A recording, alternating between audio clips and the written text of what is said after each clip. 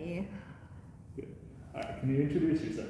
Hi, I'm Zach Manco, the head of studio for MegaCat. Okay, so how did MegaCat originally become formed? Because I know you're an indie company.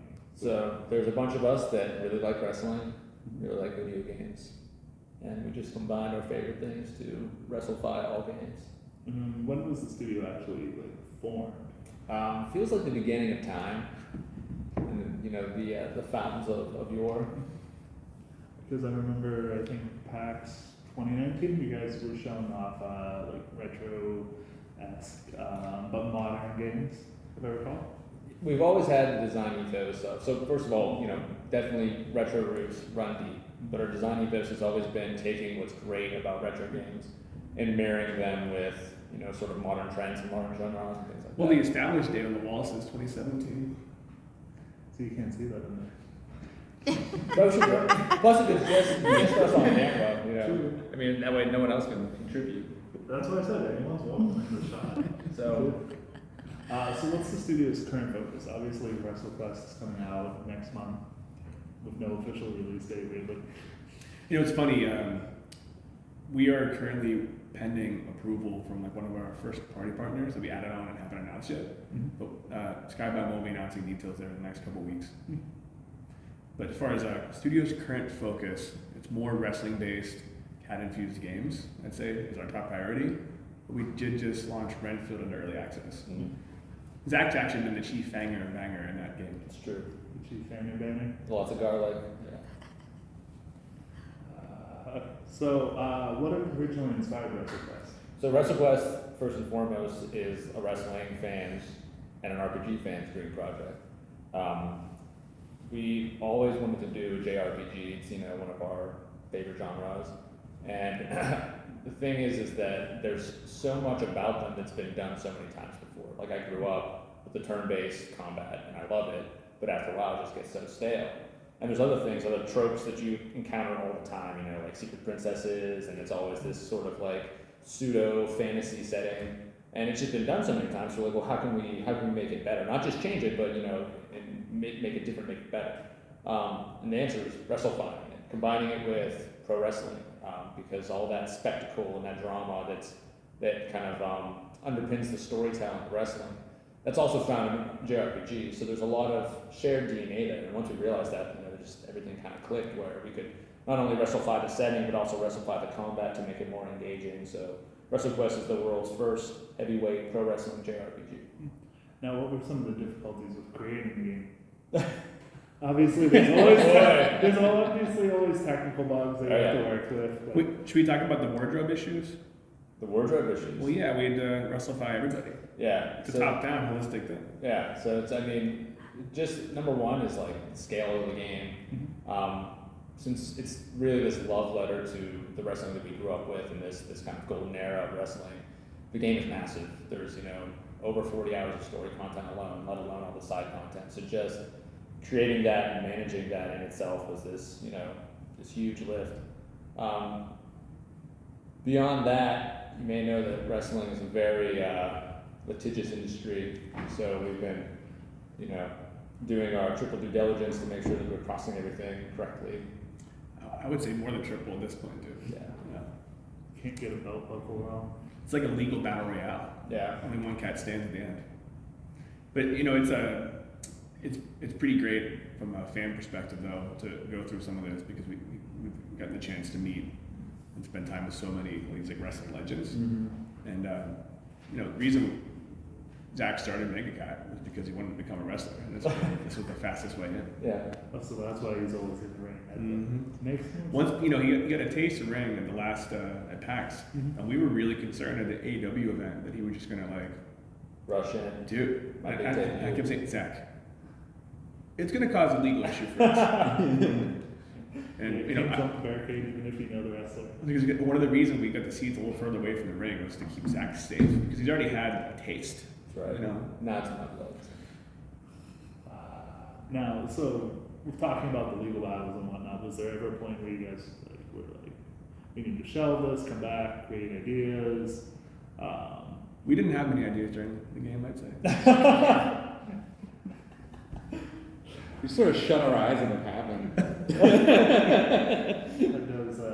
changing field nights where you're just programming and there's a little touch of reality? I've never had energy, nor have I programmed. So for me, it's really just method acting. You know? It's like throughout the development of WrestleQuest, the entire team has changed, the company's changed. Like it's, you know, we just grew in so many other directions, and we have such a standard in our heads of what we want in our dream project. We've kind of pushed every reasonable, logical, driven decision away to just make it a reality, right? Like against any possible advisement from any other place. We just listen to fans and wrestlers to kind of guide the scope and the details and the way the game plays. And I think one of the things that's made WrestleQuest really special is that we've been able to kind of swim in so much feedback from so many deeply engaged fans for so long. You know, as the villain would say, we just kind of tighten the bolts. That's right. Yeah. You know, what you can't see on camera right now is he has 2 ratchets in his hand. If we get it wrong. So how many wrestlers are in the game? At this point, between 20 and 30? Licensed wrestlers or the 400 plus wrestlers that we created? Oh, that's true. Both. So the cast is huge. For starters, the playable characters alone, there's 12 playable characters. And then there's, you know, multiple managers that you can get to join your party, and they provide a lot of passive effects and things like that. So we've created, you know, stables upon stable promotions of wrestlers. But as far as licensed wrestlers, I think there's over 30 licensed wrestlers. It's just separating the statues from. Can't spoil this for you guys, but there's a lot of different nooks and crannies where the wrestlers live. But over 30. Only one with a head. it's true. Alright, I know we talked about this briefly, but were there any wrestlers you wanted in the game that you couldn't? Ultimo Dragon. Not Bret the Hitman Hart. We never wanted him. I'm actually a huge Goldberg fan, mostly because of the impact he had in his career. Zach, any thoughts? No, my mind is shut off right now.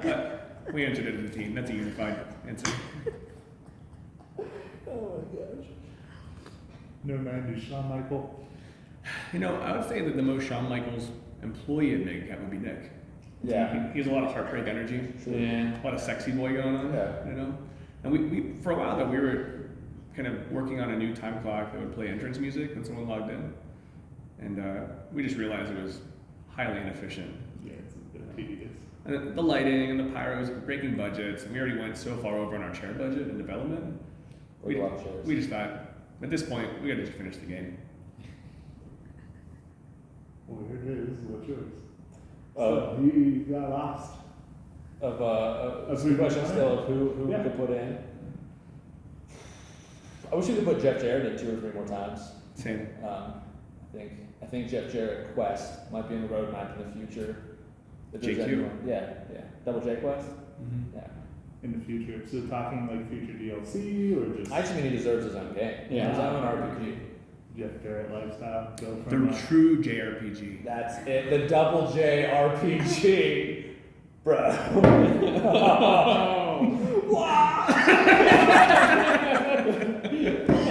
Lost us in his head. What? Because he started before WCW, Mm-hmm. and then a little bit in WWE, and then Dude, 3rd generation promoter who's been Yeah. wrestling since he was in his teens. Yeah. I don't know what. He's a storied career, man. He's a powerful man. A lot of wrestling knowledge, and you know, we joke a lot about Jeff because we love him, but really, like, Jeff is more of a wrestling fan than any wrestler I've ever met. Like, he just lives and breathes it because he loves it. More than Tony Khan. You know what? I want to say that Jeff Jarrett has 3 times the spice and 6 times the Southern spice energy that Tony Khan could ever contribute. That I can probably agree with. All right, we'll skip the question. It's like, all right. Have you put any like team wrestling, like personas in? Like, you know how there was like the Road Warriors, I saw Oh, yeah. on there. You had Heart Foundation at one point, Mhm. but Yeah, so, I mean, obviously, like you're pointing out, there's these not just memorable individual wrestlers, but, you know, these memorable factions or tag teams and whatnot. And that's a major plot point for the one character. His name is Brink Logan, and he and his cousin Stag Logan are the Honest Bucks. Mhm. And they start out as this, tag team kind of jobbers, right? But then as they make their way up through the ranks and into a different promotion, their sort of bond is tested because one of them is this hardworking, diligent, underdog type champion. The other one is just more interested in coasting by and kind of hanging out. So tensions start to rise, and I don't want to give anything away in the plot, but yeah, that kind of the nature of those and how they play out, in real world wrestling is something that's on our mind all the time. And it's also makes for I have a question, Zach. matches. I have a question. Which of our team members is the lazy wrestler based off of? I prefer not to say. Is the one not in the movie? It's me, right? It's me. You're talking about me? You're talking about me right now? It's me. But yeah, I mean, it's been so much fun to watch Zach bring some of these characters to life, because like the origin of a lot of these character designs were just taking all the things we love most as kids about these different wrestlers in different eras and feds and orgs, and then like distilling them into like fantasy factions and fantasy concepts. Like I remember that one day Zach had sent me a Slack message and said, "What about a bird-based wrestling stable with a long storied history of avian-inspired characters?" And I said, "Tell me more." And he's like, "Well, we have Hawk, we have Raven, we have Freebird." And I was like, "My head, fireworks, I thought, man, someone's got to make this game."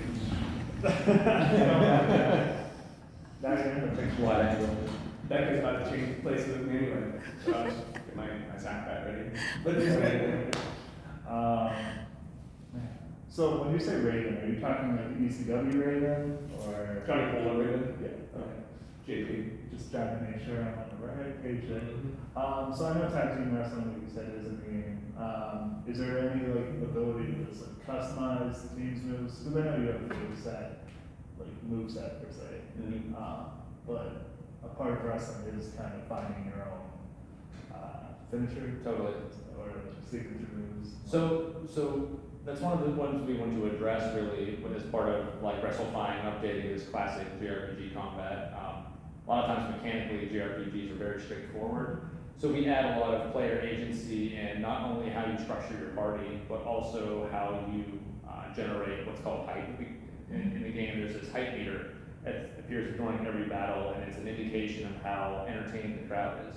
So to generate hype, you need to keep the crowd interested by mixing up your moves. You can't just go in there and like spam the attack button. So you can come in, it kind of informs your whole strategy. Like if you have 3 very powerful characters, you can have them all be this powerhouse hype type, right? And they'll all generate, hype by taking enemies out. Or if you're the kind of player that wants to do more of like submission holds and debuffs, there's a hype type for that as well. So it all comes back into your overall strategy for generating hype that determines what characters you select, what hype types, and it gets back into, again, the player agency of kind of thinking about those strategies and formulating them. Yeah, I'll jump in too. As far as like the team mechanics go, like we said, we have 12 playable characters in the game, and all those different combinations of 2 characters all have their own tag team moves you can do.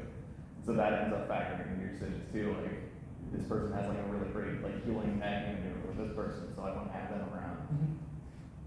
So kind of fun. Why didn't you create a healer class for your design game? Oh, and I designed the whole game myself. as a chief heal officer. Andy actually changed his gimmick this year in Ric Flair's last match in the retreat. It's true. He was the Spooner Crooner. People liked it when he sings, and people like it when he sings. But now he is the. I did my big heel turn. I'm the Nash villain now. Nashville. Yeah, so fucking people, bro. Okay, so obviously there's a lot of pop culture references to big wrestling, like just real life. But within the game, are there like little Easter eggs? I'm going to participate in that answer. So wrestling is life. And in WrestleQuest, wrestling is everything. Like, kayfabe doesn't exist, it's all real, right? And one of the things that is just so much fun about making a high fantasy version of it is an exploitation universe. We can take so many liberties. So it's probably more Easter eggs and non-Easter eggs like in the game. Like, the game is just packed full of these infusions of different fans and press and team member requests and things that actually not the type of bolts Andy's most known for. It's just it just came to life that way. So it's just packed full of, you can't play the game if you're a wrestling fan without running into dozens of them. It's probably a KPI that's like Easter eggs per hour at the top of the charts. And a lot of that just comes as a byproduct of all the time in the revision and 2 novels worth of text. At one point, we had nearly 200,000 lines of text before Skybound had a very strong editor come in to carve out a significant amount of it. Yeah. which is better for the game because It was, absolutely. we just love everything about it so much. We just continue to abuse our own scope and they're by ourselves. But it's definitely a very streamlined version of what it was, but we just think they're just content for days that we left on the table we can bring for DLC and hopefully the WrestleQuest sequel. Now, so is it all wrestling related Easter eggs, or just like? There's definitely, And then, back to the whole idea of wrestling is life. yeah. There's so many layers of video game culture and JRPG kind of odds and things like that. They're all overlapping. They're all part of this intersection of looking through the WrestleQuest lens. It's like it's nostalgia. It's all types. It's the personal feeling of being introduced to wrestling as a kid and JRPGs and our first JRPGs and what we loved about them. One of the design rules that Zach had introduced to us pretty early was that whether this is someone's first JRPG or the 50th, we wanted it to be accessible and exciting and fun. That's the reason we waited years to even try making a JRPG. We just held it in such a core and like we just know what goes into it as a player. And we spent players very cruel.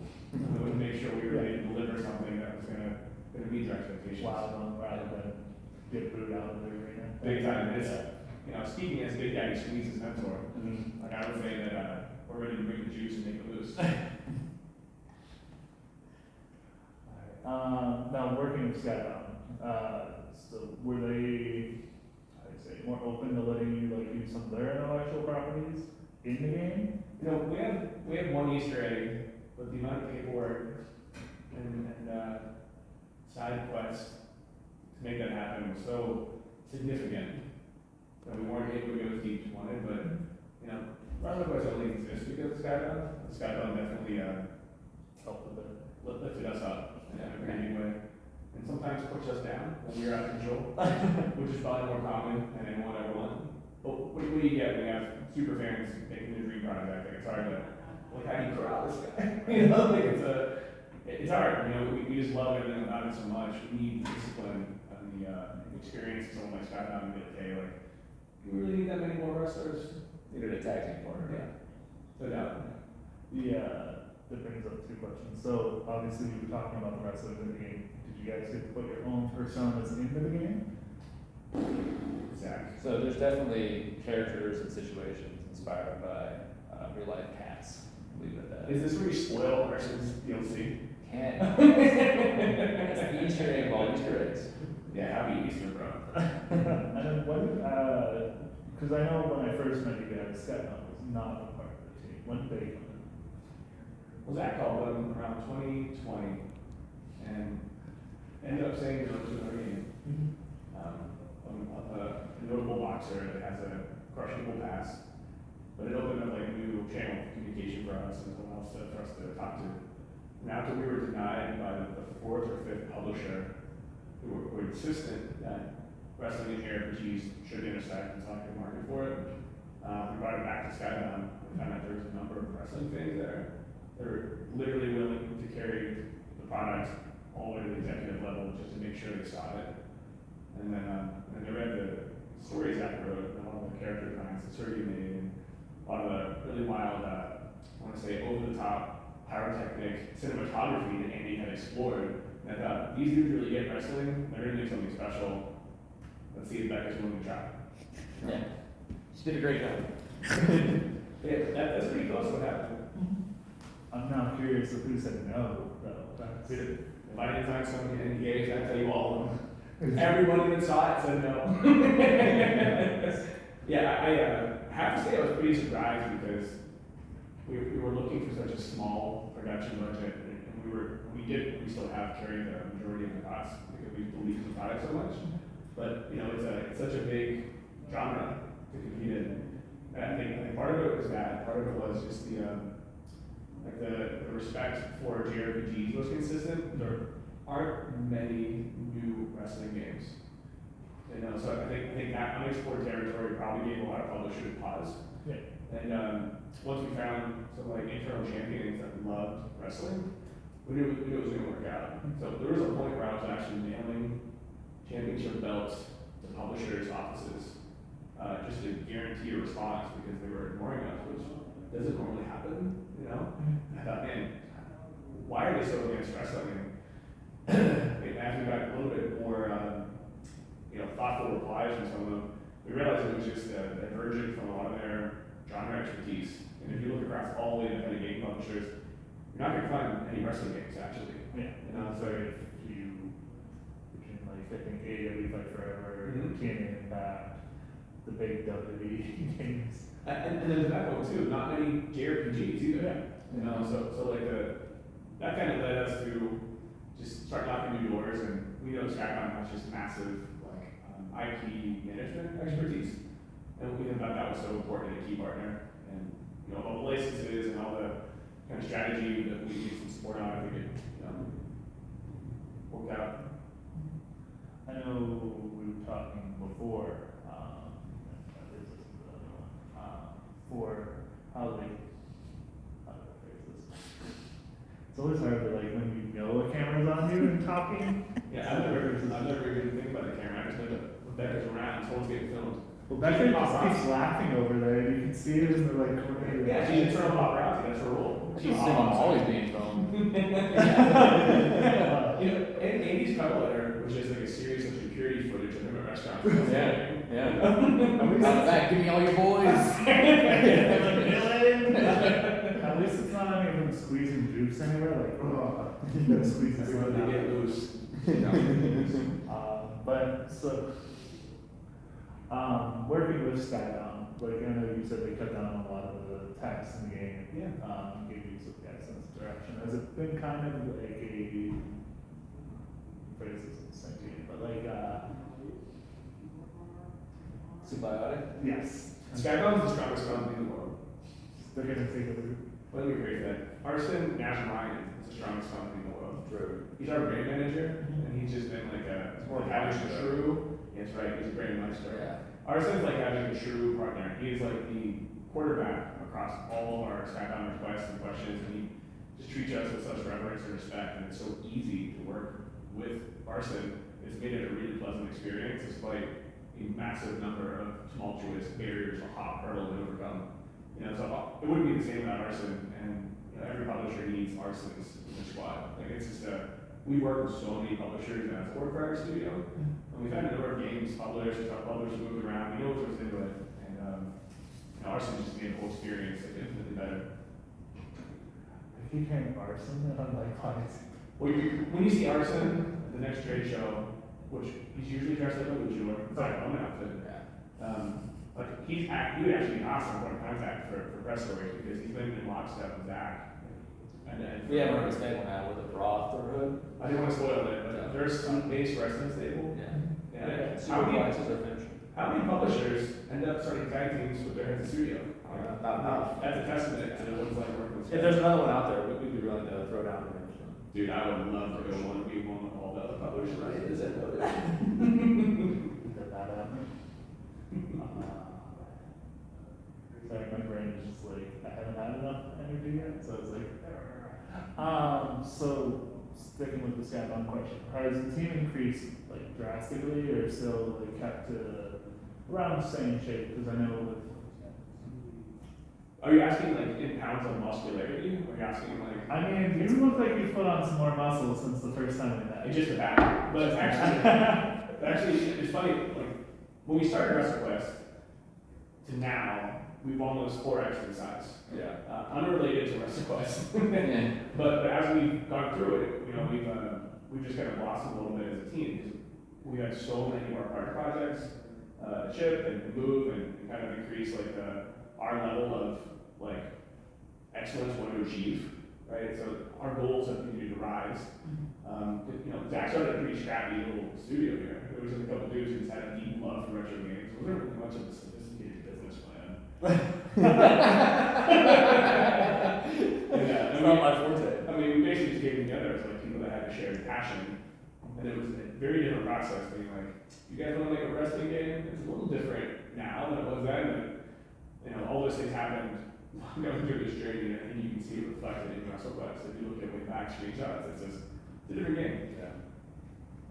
I don't remember if you guys had them on the show floor on 2020s. We were hiding under our pillow then.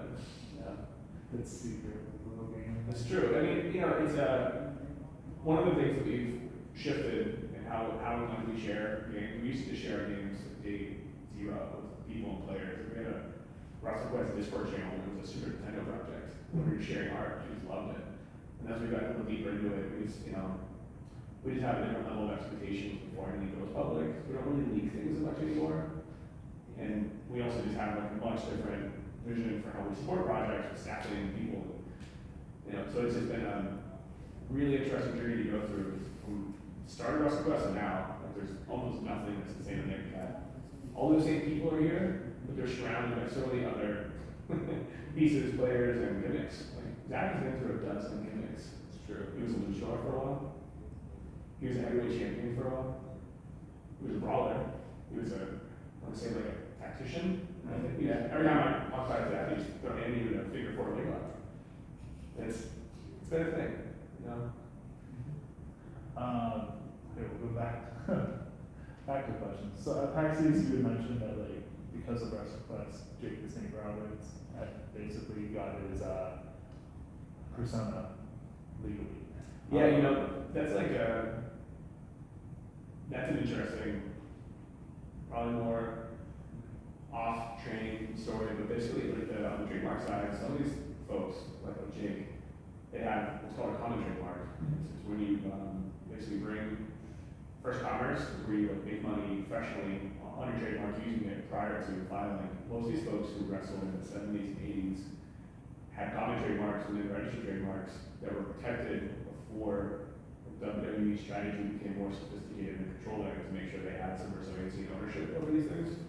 So Jake's like part of that origin era, right? Even Jake the Snake at such an early stage that it creates this unique channel of opportunity for folks when they're able to regain some of these things. And we went through it with actually a number of talent. That actually brings up the next question of like, can you provide like other people? Yeah, it's really interesting stuff to talk about. But out of reverence for a lot of them too, which is such a strange area to navigate through. But we've been in lockstep with so many of them because we just want to treat the wrestlers well. Yeah. Like I would say that something that doesn't quite fit that box that we can want to tie with is like I know we give the wrestlers higher royalties than they've ever had and everything. Like, literally royalties in the project. We just believe that they deserve it. And this is a wrestling fans first, experience. We want them to be taken care of and get a level of reciprocity, all that they're giving us, trust. And Zach he's such a huge reptile-based wrestling fan. This is true. So having Jake the Snake in that mix is just My brother's name is Jake, so I've heard Jake the Snake all my life before I knew who Jake the Snake was. I'll add from a general snake perspective that Brandy the Snake, like one of Jake's daughters, is just one of the most wonderful people I've ever met in any project or any business. So she's incredible, and everyone would be lucky to have Brandy the Snake in their lives.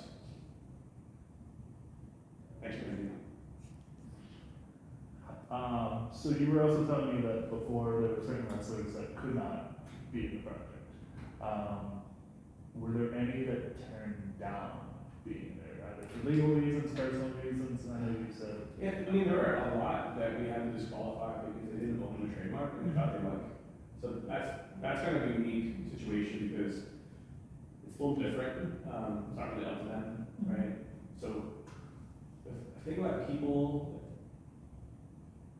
that I had a conversation with and said no, it's probably pretty small number, but let's see. There's gonna be a couple. Sting and opened my email and deleted it. I can tell by my email traffic next thing. We really want to work with Charles, Shango, our fellow Charles, but he doesn't actually own any of the trademarks. So we made it for a unique challenge. Also would have probably broken our knee for everyone. And there's not many pin-based wrestlers, so I think it's hard to solve that. Let's see.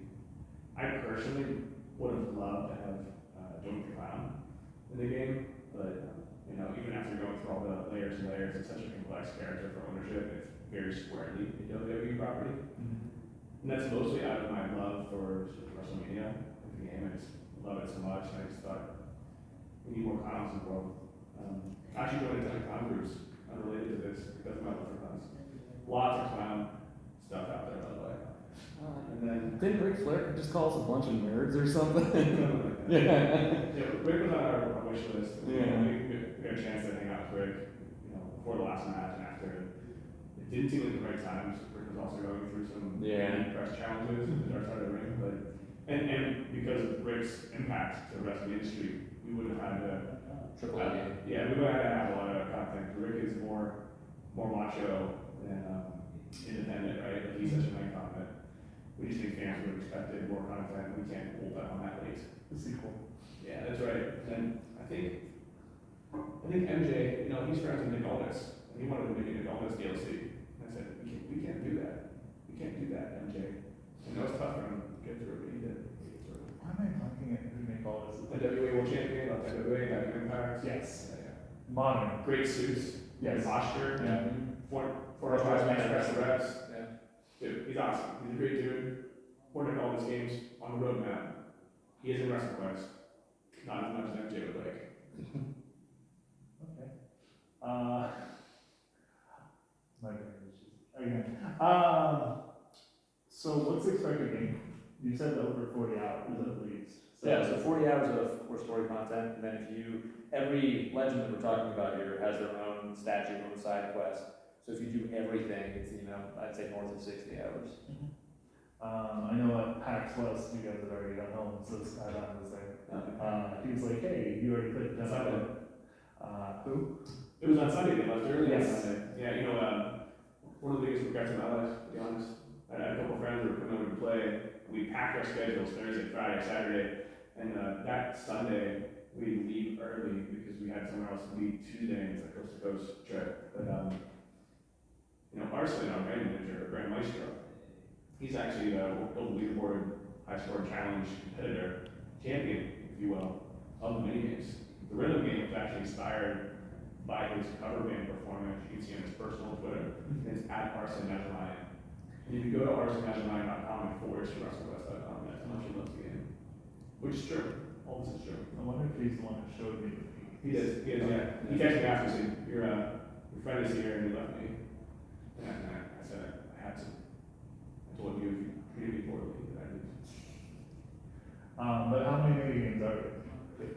I think 5 or 6, I think. Depends on what you define as a mini game too, because there's some people out there that. How was the mid games? Right. I know it's like Centipede. That's actually Jake the Snake Snake. Jake the Snake Snake. Yes. Yeah. And then there was Pachinko.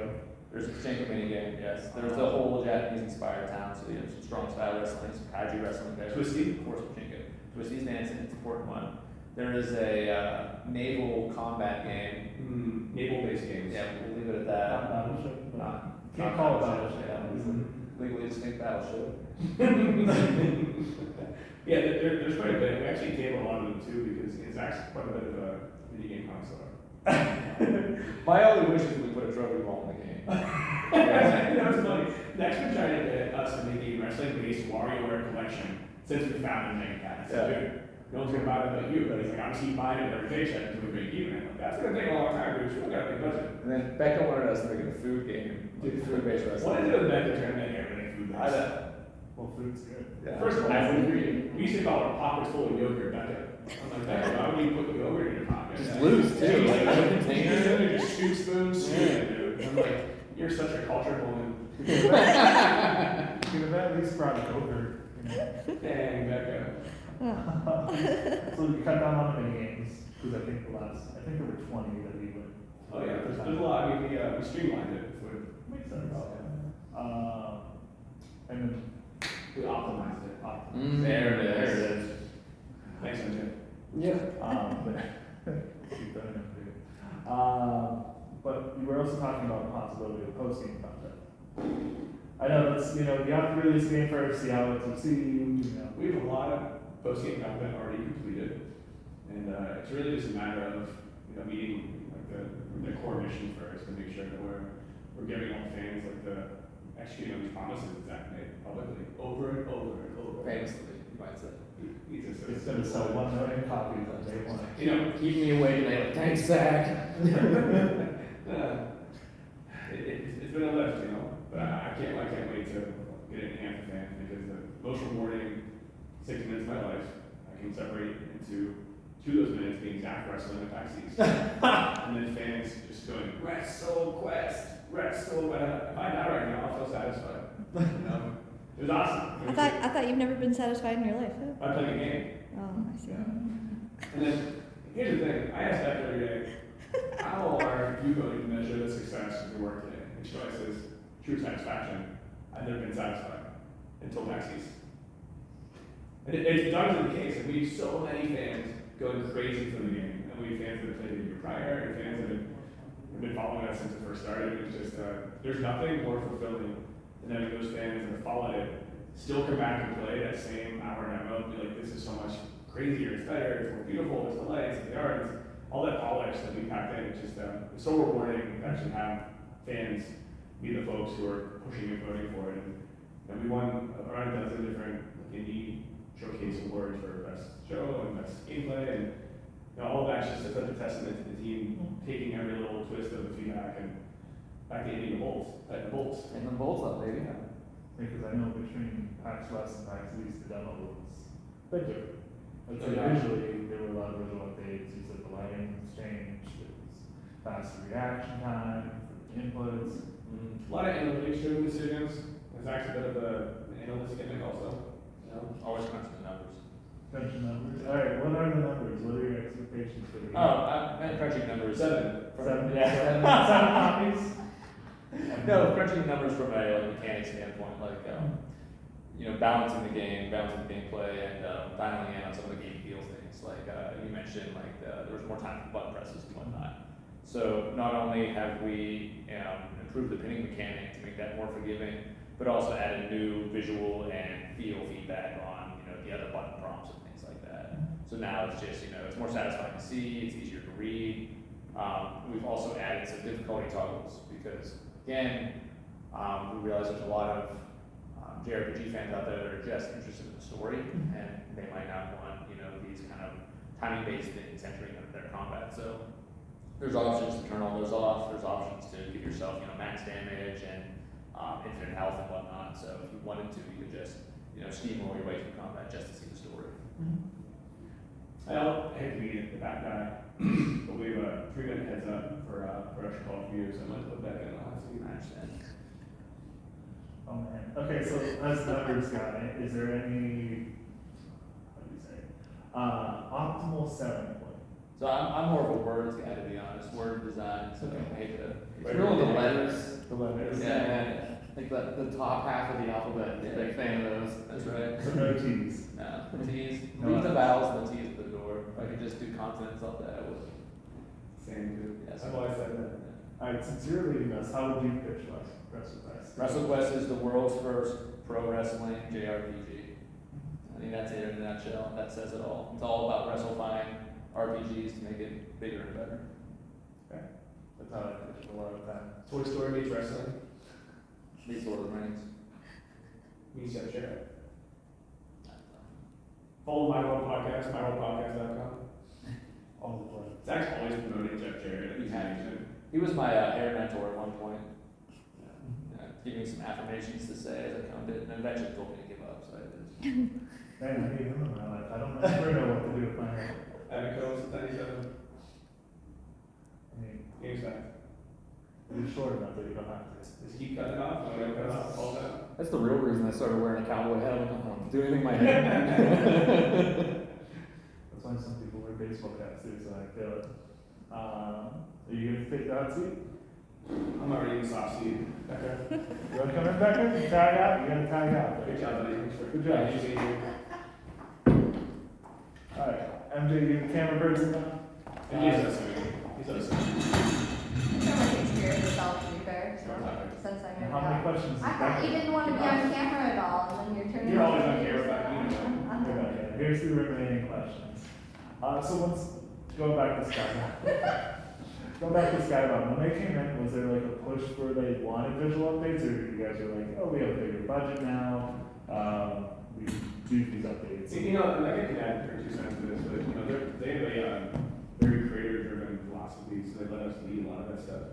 You know, a lot of their advice was really just on, you know, how do we make and address some other player feedback being unheard. You know, like how do we improve your accessibility? How do we make sure that we're meeting some of the other unique customer expectations that we have as the bar similar titles? So it's really not been them directing any of the creative. It's really just been more, you know, let them share our opinions and suggestions, and we get to interpret and adapt them as we think it fits our world. I've really appreciated how supportive they are, like, whatever visions that we're having go on, you're able to bounce ideas off of them, and. You want to tell them about the ayahuasca? Ayahuasca? Just kidding. Becca had an ayahuasca-based gimmick. It was all about like visions and marketing visions. It's a My secret. friend went to Oscar from WWE. I was like, Yeah, what is a dire Oscar now? Is she like going back to that like New Japan style that she had? I'm almost positive that like most of the team doesn't know what my actual name is anymore though, and a lot of them are just going to refer to me by like my WrestleQuest now. Yeah, forever now. that's what happens. Yeah. That's actually one of my favorite byproducts. Is all of our Slack usernames are like WrestleQuest. And there are definitely people in the team that don't know some of our real names because we loosely refer each other with the tags. I love when people refer to Jane Lee as Octomania. Yeah. Like imagine for a second, imagine that's someone's actual I love when him and Naked together as Dr. Octopus. It's a doctor. People actually like type my name out as Bexy now. You lucky duck. It's gonna stick forever, isn't it? So another question that I only got one question for the actual team Okay. from so all these are just my go. But was there ever thought of like a co-op aspect either before or after? I know JRPGs aren't typically known for co-op. So Becca introduced the concept really early on when we were going to do a Secret Mana style 3-player local.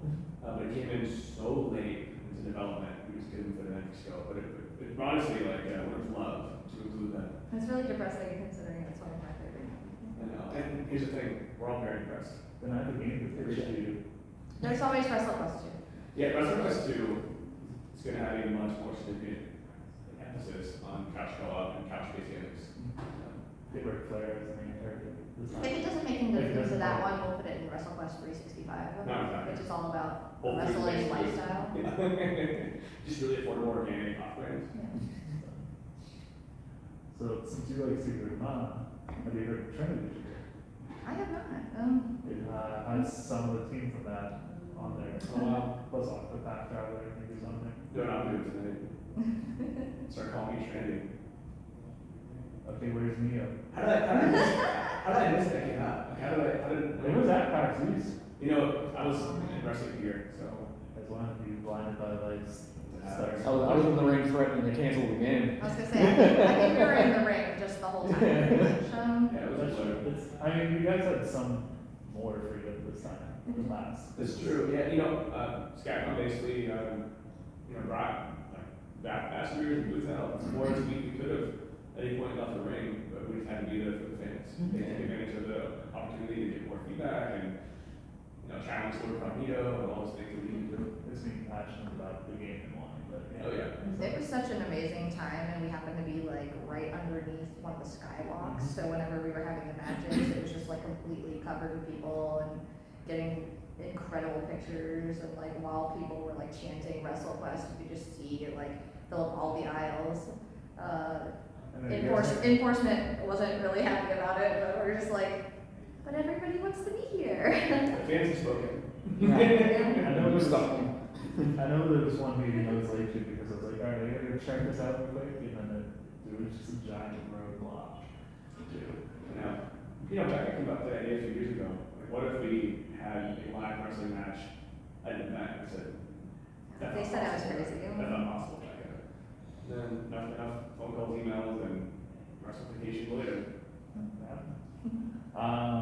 So is there a certain moment in the game that will make people go like, wow? Because like with WrestleMania or any of those big reviews, there's always that defining feature that like Obviously, we can't spoil Can't that spoil stuff for you guys. I will tell you there's a key hair versus hair match that we enacted in person doing the world's first pixel art mocap that you find way into the game. Okay. I mean, that works. You don't have to spoil it. You can just be like, all right, look for this. Obviously, with any JRPGs, there's always an epic showdown. Trying to decide on the epic showdown. Was that like difficult? I don't need to spoil what it is, but like. Yeah, I mean, everyone needs a masterful heel. And you'll know who it is, I'm sure, 20% of the game. But Yeah, got it. he's the analog, actually, for the I don't want to say that parts of our game are based off of real life or anything, but the main villain of the game is like a massive wrestling corporation that's eating up territories. Yeah. So. So we have an idea of what that is. Rebecca wrote a lot of that. Oh, yeah. I mean, I originally wanted to make it Nashville, but we had to table that. And she channeled all of her hate in this one character development. I thought this is the way to make a real true heel hateable. I did. That's why I can be so pleasant in person, is because I channel all of my hate into that character. Had to pick on that high school bully with her and maybe Ashley's name. Oh, With yeah. a weird E over it. It's just a very specific call. So I know when we were there at the show floor, there was talks that there is a heel persona, face persona, depending on which you choose. So my guess was there's multiple enemies based off of that. Yes, it's like a karma meter. Okay. You can, as your character develops, you can kind of have some divergent paths and change how the game plays out. Yeah, there's different ways to live the story. So how many like different karma endings per se? That's something we felt sad to spoil for players that really want to experience them, but because the game is so much content, I have a very good feeling that we'll be spoiling some of it anyway after it launches. That's fine. I was like, I know I just played one that had like 20 hours and I'm just like, I Yeah, can't. that's right, it's a lot. Yeah, one of the things that allows, we think allows fans to stick with it through is we have over 12 playable characters. So there's a lot of fresh opportunity. We have triple tag team systems and all sorts of things that you unlock as you get deeper into the game that make it feel fresh. My brain is like, yeah. I understand what you mean where how do I say? Like an example is the WWE 2K23, where you have to play the same character and go through it. It just feels monotonous. So you have the whole different character system, as well as the different fight system, will keep it. What was the hardest console to port the game to? That's going to be a post-mortem later for sure. But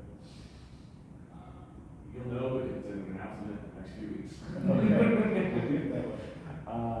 I know a lot of developers at PAX East are saying either the Series X or if they design it on PC with the intention of like PlayStation or Xbox, they said the Switch. What makes the Switch challenging is just the lower spec. But we prepared the game's pipeline for those consoles. It's a to-be announced mobile platform that was actually the death knell for our application team. Yeah. I think I know what you're talking about, and I understand why you're saying it. This is followed by a little podcast. Yeah. We're fine. What's the plan afterwards? Obviously, talk about DLC. I know you guys. So, I have a plan that might be different than the Development's plan, than the Jack's plan, but my plan is we can sell enough copies to afford wrestling belts for everybody, then we're gonna have a wrestling belt party. That's my plan. Yeah. I think we should turn the back patio into a wrestling room. Done. Consider it green. My plan is to show up at the wrestling belt party and take everybody's belts. Okay. Yeah, fight me for it. Are you gonna just steal it or just like fight people? Whatever. Just as long as I get them, that's all I care Or about. throw buffalo sauce in their face and be like Nashville, huh? So you were talking how Xavier Woods was one of the biggest fans, or Austin Creatives. But who are some of the other big wrestling fans of the game? Because obviously Jeff and Al. Like wrestlers that have really enjoyed it. Wrestlers / even just some of the biggest fans, like wrestlers, normal people, if they want to be mentioned. Yeah. So I almost like I think you can see some of the other events we've been part of. Like as an example, you can see during Indyland where Gerard's completionist and Adam Cole were playing and they both just loved it. Right? And it's those kind of moments are just super rewarding to us because we made it for folks that play games and have those sensibilities. like that. But I would say that my biggest WrestleQuest fan is probably Arson from Skybound, because he's a personal fan of Zach's work, and just he has like a massive love for pixel art and JRPGs. It's kind of like making the game for him in a way. He had me take his new LinkedIn picture in the ring with the belt. Yeah, he's a fan. And then we put like the filter on it. Good job with that, by the way. I think we should print it out and put it in the wall. I'll probably end up doing 8x10s he can sign for us this Christmas. That's This year. great. Surprise. Get me on that list. I'll hang it in my foyer. So what originally caused Jeff Barrett to become involved? Actually, also, do you want to close the door? So we knew we wanted, I can just give this conversation. I was like, I don't know if that was in there. we knew we wanted more wrestler specific sign off to help guide some of the, not just verbiage and storytelling, but we wanted their input from like a creative lens, and we were swimming in it at times because we have so many wrestlers just want to share their behind the scenes or what it's like. Or like I remember, one of the calls we had with Rob Van Dam, we ended up not putting it in the game, but like we spent a lot of time with Rob just coming up with and sharing some really awesome ideas that Good Place Fix are all about hotels that have really wild hangout spots. but some things like that, just they were really transformative of how we brought in some authenticity that was more autobiographical and not in-ring storytelling. We think also just lends itself to a unique gameplay experience. But Jeff essentially is the world's biggest wrestling fan. Like if you're really looking at what Jeff's done, it's arguably one of the wrestlers who's done more for the wrestling community than anyone else. Like we have things like TNA, Global Force, but even right now he's helping to grow the international presence for EW and kind of like bring some of their initiatives to the next level. With Jeff literally being raised by wrestling, like his grandmother was a promoter when Andre the Giant was a rookie. Like it's just an incredible backstory of that. He's raised by it. So whenever he offered his mentorship to be involved, like Zach couldn't say yes quick enough. He's like, we got to sign. What's it been like working with him? Obviously, you got one wrestler who got hit by the guitar. That's that. Jeff's a total package. He's an executive. He's a wrestling entrepreneur. He's a key talent. He's a superhero. He's a hair god. Yeah, I always like to say he's the most professional wrestler. That's right. Yeah. He's awesome, man. Because he can look through all those lenses, he brings such an important and valuable perspective to some of the key decisions we make. So the WrestleQuest doesn't exist without Jeff. So with him being involved, this is like occasional where you like bounce off ideas with him, or is he like? I can Jeff a couple days a week. Yeah. He's on our Slack. He's vocal. He's engaged. Now we're doing suggestions he made that change the game is the question. Jeff is our wrestling director.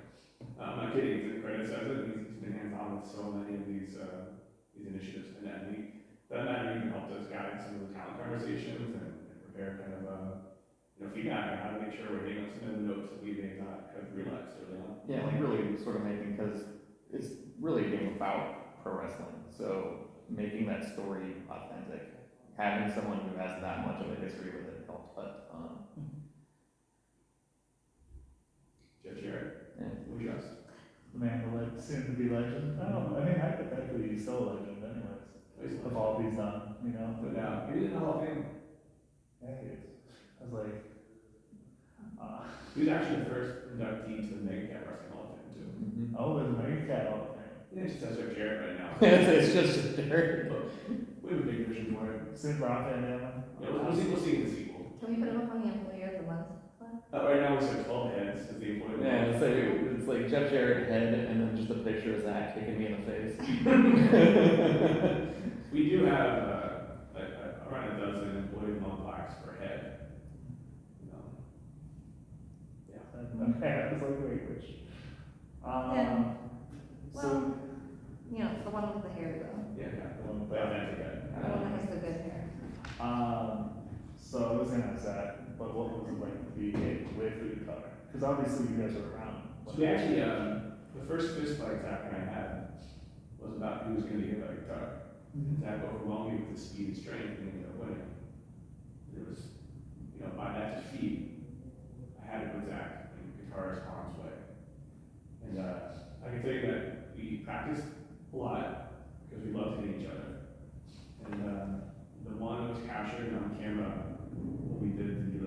series here was easily the best. I'm so glad it happened, and it's now a multi-annual gift on our Slack. Mm-hmm. Yeah.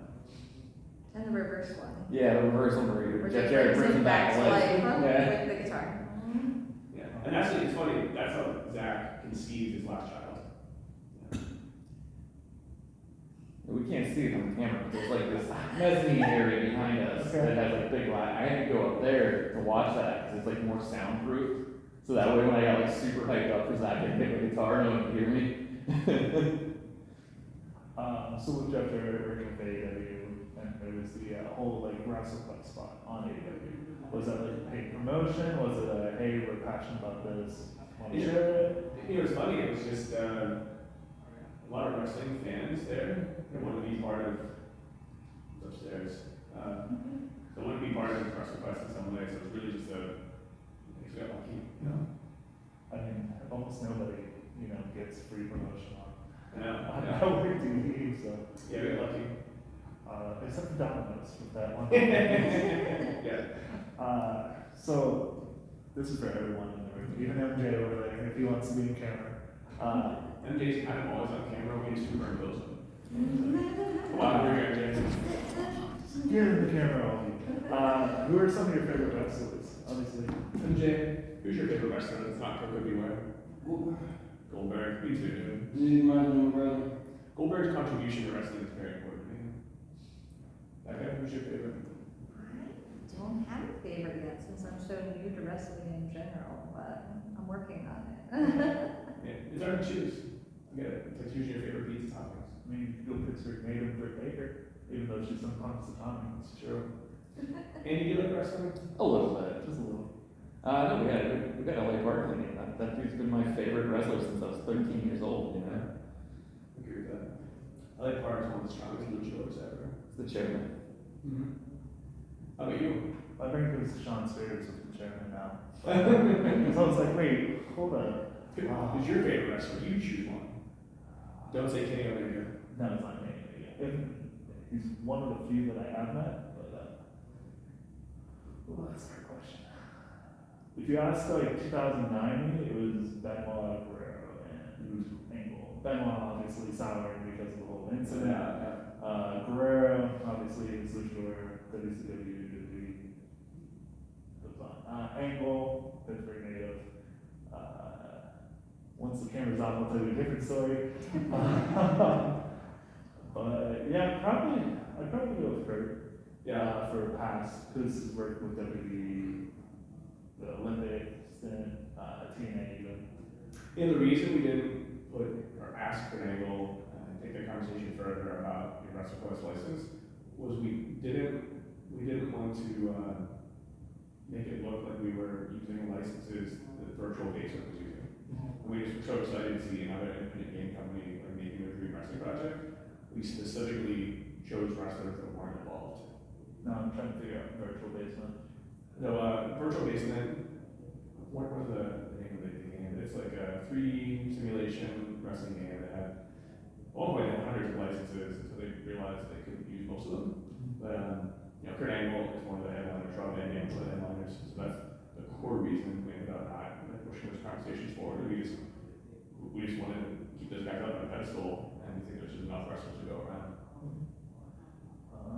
And then is there a favorite match that you guys like from childhood? For me, it's a Jake the Snake, Macho Man Snake fight.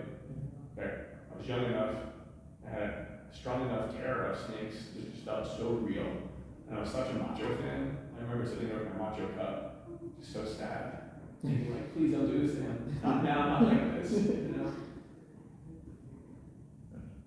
Man, I think it was years ago. It was like an Undertaker and Foley when he slams him. Oh, here in Pittsburgh, yeah. Yeah. Wasn't Survivor Series that one year, or was it SummerSlam. something around there? Yeah, The only thing I remember is they did it, But it was really good. here. Yeah, I can tell you that I have a great Foley story that I can summarize by saying he officiated one of my best friend's weddings, and we were sitting at the table after the groom's party, and it was at a pretty nice country pub. And then Mick had asked if they could bring out some milk for his cookies, and he brought out sleep with no cookies. And we're not eating any prime rib, and it was just this like larger than life giant, some cookie dips.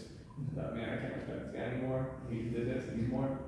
He's incredible, and he invited us all to be in his group's party with like Nick sending him a video of that, which was really funny. Sticking with my favorite wrestler here, back in the late 90s, there was a WCW pay-per-view that opened up with an 8-man luchador tag team match. Well, you were in your 30s or 40s then. Oh yeah, I was an old man by then. But no, it was an 8-man luchador tag team match, and this is when LA Park became my favorite wrestler, because his team loses, and so he comes into the ring with his chair, takes out the entire other team with his chairs, one after another, hitting him. And then one of his teammates gets in the ring, goes to shake his hand, and he just starts taking all his teammates out one at a time. Sets his chair down, does a little strut, and like struts out of the ring. That was the moment that guy became my favorite wrestler, and that's the moment I fell in love with wrestling. It sounds like something Andy would do, because he's a little bit of a, I'm gonna phrase this as like a Judas as a team member. Like he's almost blown away from hitting us with chairs all the time. Yeah. But that's why he's a good villain. Get the Jericho mantra. And since Becca's on that thing, where would you give that at? Okay, pinpoint one match from what you've seen. From what I've seen, Might have been in the recent AEW Rampage. probably, that's the first in-person Although, event that I got did to see go to. Becca geek out for Little Wee Kathleen at PAX.